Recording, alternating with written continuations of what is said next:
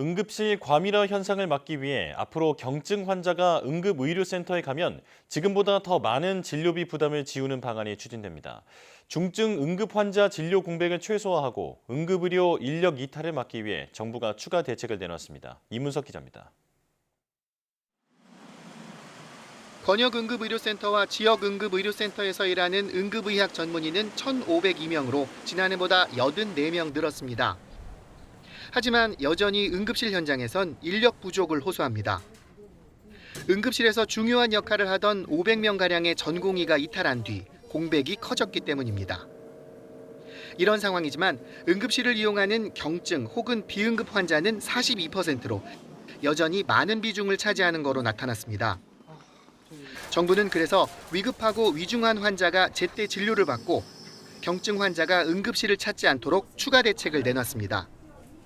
먼저 권역응급의료센터에 더해 지역응급의료센터 15개 내외의 거점병원 역할을 부여해 중증 환자 진료에 집중하게 할 계획입니다.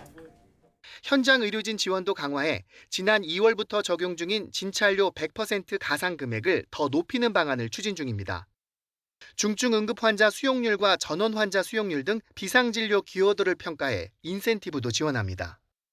반대로 경증 비응급 환자가 권역응급의료센터나 지역응급의료센터를 이용할 경우 현재 50에서 60%인 본인 부담률을 추가로 높일 계획입니다. 또 응급 환자가 위중한 정도에 따라 적합한 병원으로 빨리 갈 수 있게 다음 달부터 이송 단계의 중증도 분류 기준을 시행한다고 발표했습니다. 중증 환자를 주로 치료하고 있는 권역센터나 상급병원의 인력 부족이 저희에게는 보다 더 중요하다. 그래서 그쪽의 인력이 하방으로 이탈하는 것을 막는 데 중점을 두었다는 말씀을 좀 드립니다.